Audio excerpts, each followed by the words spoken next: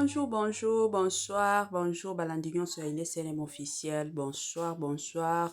Ils ont dépendre kana RO Bokolanda Biso, bienvenue na chaîne Biso, ya LSNM officiel bandekonanga, kande boyebi, lelo na yelibino quelques vidéos, il y a mariage, il y a Daïda Piana. Mariage ya Daïda Piana bandekonanga, nini lekati kuna jibe Piana fara, na Amida Shatir bandekonanga, pona ko célébrer nini libala ya mwana na bango, la famille. Makambo awa ezali ya somo ya koyindisa ya kobebisa ezali na ndenge moko ya kosakana te.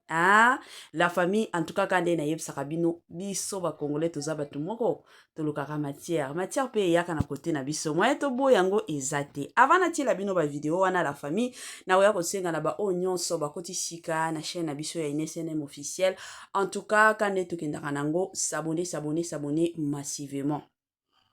Tango zo sabonaka massivement kobosa na pete ko klikaka sur ngonga ya notification malamu ngonga wana ezalaka toujours bien et que à chaque fois que Inès NM arobandotiaka ba vidéo ya sika boko zala directement informé. Vous informer c'est notre devoir. Togobo yango te pe tokowanga nango te ezalaka toujours et encore musala nabiso na ndenge moko ya malamu. Yango bomonaka toyaka toujours et encore na lombangu pona kolinga pona komeka koya ko partager nabino ya sika kande tolobaka bande konanga ya sika eye oui bien sûr ya sika eye bande konanga nini ya sika Jibe Piana Amida Shatir babalisi mwana en tout cas kande na lobaka toujours Jibe Piana na Amida Shatir baza ba parents moko très exemplaire baza ba parents moko très responsable.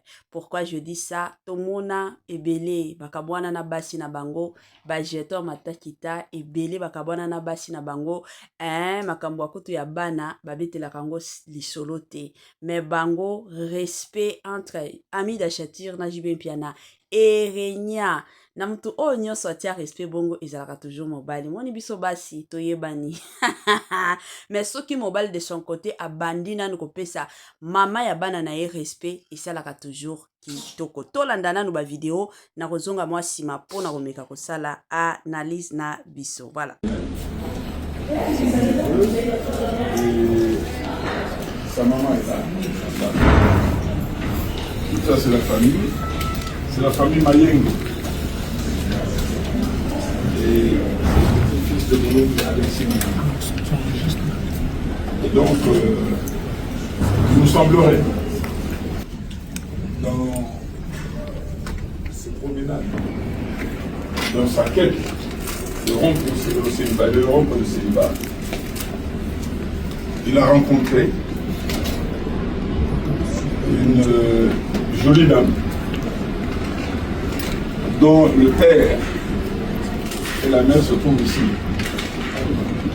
Je vais juste se présenter, et puis on va faire la prière et on sera les continuer. Voilà. Je pense que... Donc, c'est ma famille.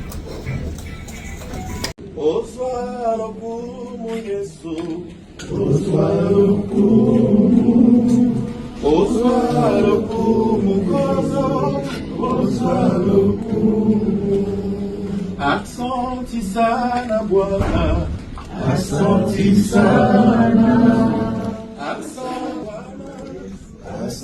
Et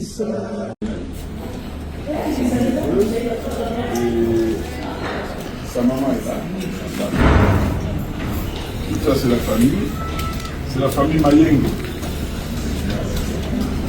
Et le fils de Bruno Alexis. Et donc, il nous semblerait, dans ses promenades, dans sa quête de rompre le célibat, il a rencontré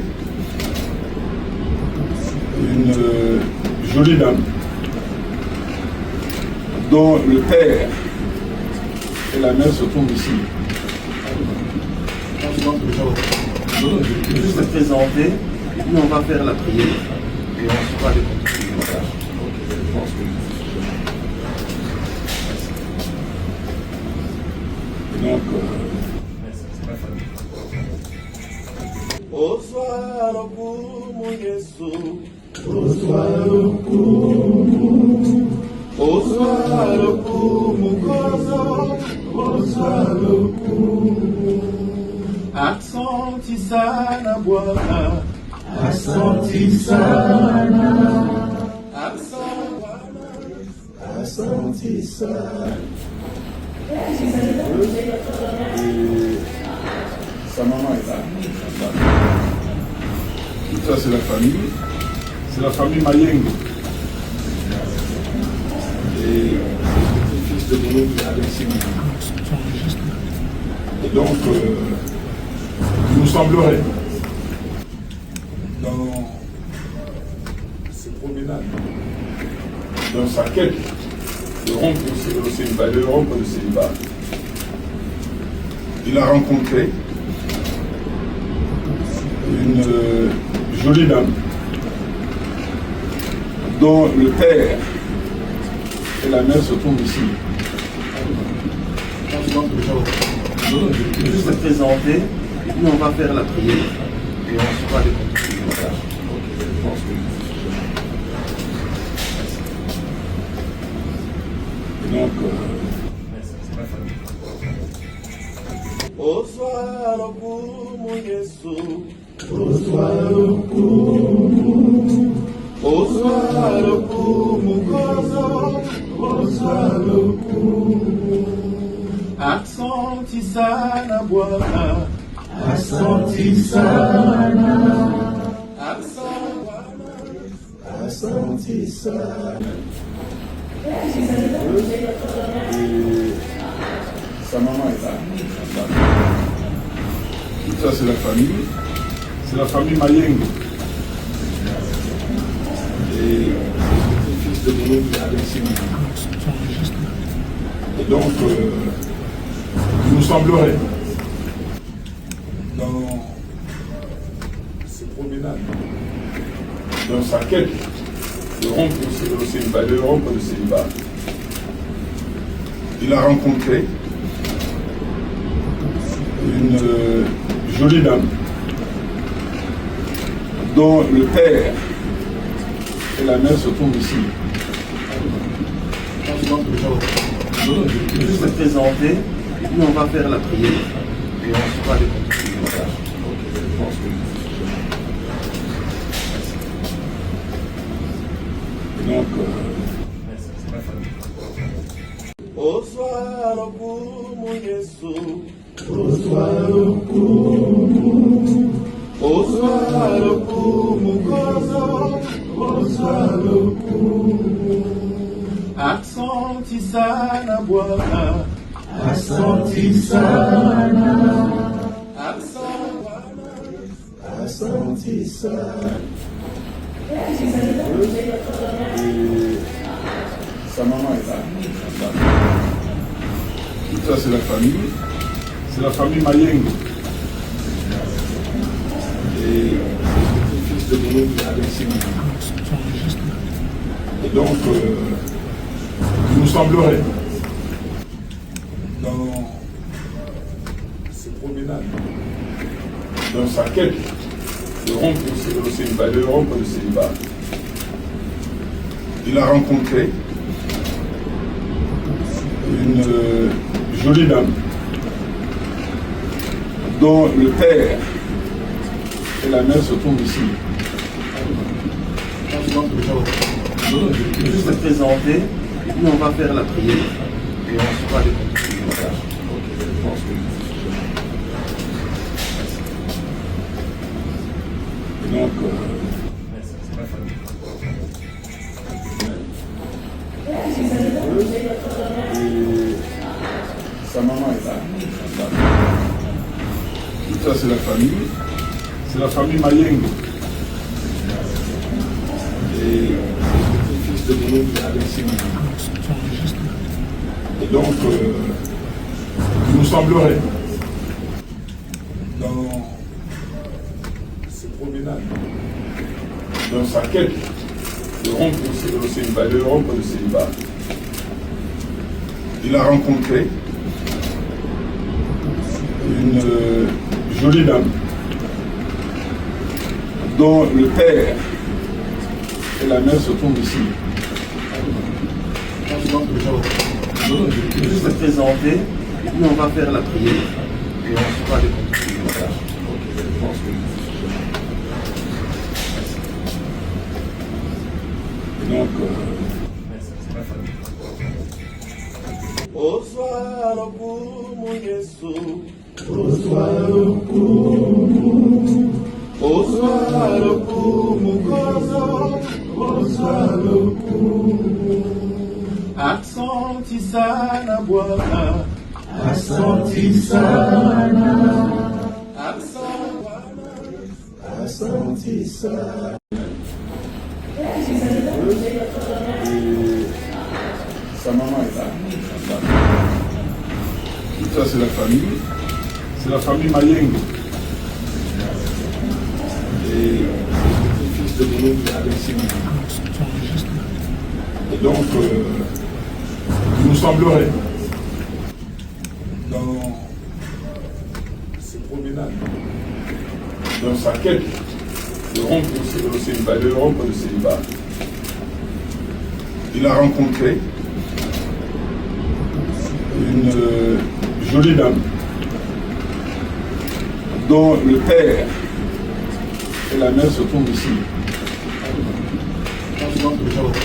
je vais juste te présenter, nous on va faire la prière et on fera des conclusions. Voilà. Ok, je pense que Donc, Nabi, félicitations na Jibim Pianana Maman Amida. En tout cas, Soraya, au sali biso pe batanti no plaisir. Pour tous hommes na ba na biso ba si kitoko bon, ba no kitoko. Mariage de qui très classe. Mariage ba tambon eza différent. Les jibes dans la noblesse. Papa chéri mukulu. Jibe te Soraya, bravo. Bravo na Soraya. Bravo na Maman Amida. Intérêt à bana est opprimé. Mais vous avez couple, vous avez sous-couple, mais vous avez des parents beaucoup exemplaires. Parce que beaucoup ensemble, vous avez intérêt à bana. Vous avez vous sarani puna. Et dans la Soraya, Daïda Mutabali. Papa ne m'a pas dit Dida. Daïda Mutabali. Daïda moi ce qui toko. Félicitations. Qu'on appelle Gladi à Balaki. Pour mon minou. Minou est concert à papa journée le 29. Le 29. Minou. Balé qui va pour Balaka Minou. Ah, Koto Daïda. Koto Gladi. Mais où est-ce ça va? Minou. Minou. Et quel souci? Yoko batwaza mwamba nzote kangama mike bongo bazaka bako mabela bolingo. Minwe bonjour. Nabi, félicitations na Jibim Pianana Maman Amida. En tout cas, Soraya, au sali biso pe batanti no plaisir. Pour tous hommes na biso ba si kitoko bongo ba no kitoko. Mariage de qui très classe. Mariage ba tambon eza différent. Les jibes dans la noblesse. Papa chéri mukulu. Jibe te Soraya, bravo. Bravo na Soraya. Bravo na Maman Amida. Intérêt à bana est opprimé. Mais vous avez couple, vous avez sous-couple, mais vous avez des parents beaucoup exemplaires. Parce que beaucoup ensemble, vous avez intérêt à bana. Vous avez vous sarani puna. Et dans la Soraya, Daïda Mutabali. Papa ne m'a pas dit Dida. Daïda Mutabali. Daïda moi ce qui toko. Félicitations. Qu'on appelle Gladi à Balaki. Pour mon minou. Minou est concert à papa journée le 29. Le 29. Minou. Balé qui va pour Balaka Minou. Ah, Koto Daïda. Koto Gladi. Mais où est-ce ça va? Minou. Minou. Et quel souci? Yoko batwaza mwamba nzote kangama mike bongo bazaka bako mabela bolingo. Minou bonjour. Voilà. De retour, na bandi ebela batu bauti kolanda biso, bauti kolanda video nyonso mobimba ndenge ezaleli bandeko nanga, ezande ya koinda, ezande ya kobeba, ezande ya somo na ndenge moko ya kosakana te.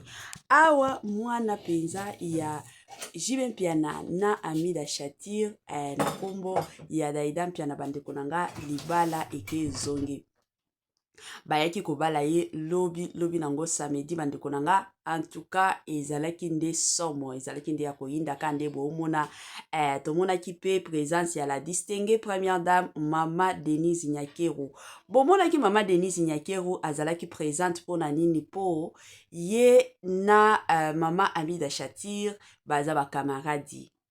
Mibali na bango bazalaka ba camarade ti bomona son excellence Félix Antoine Tshisekedi ayaki kozwa ki bo président ba Amida Shatir na Vital Kamerhe bazalaki na ngambu na bango depuis premier mandat ti na ndenge bakotaki na deuxième mandat normalement selon la logique des choses parce que tomoni bato bazotuna siko Mama Denise aye kosala nini baza ba camarade baza bato bakoma neti famille na koki koloba bongo ezalaka toujours bongo soki mutu déjà bokomi neti famille normalement soki eza na mwa manifestation songolo pakata batu oyo considéraka neti famille normalement il faut bazala ezalaka bongo yango bomoni présence ya la distinguée première dame azakuna akie ko soutenir akie pe ko féliciter akie pe ko encourager Daida to bandana na ba félicitations. Voilà, félicitations à toi Daida Mpiana boyende ezalaka vraiment oza mwana moko oyo oye kopesa esengo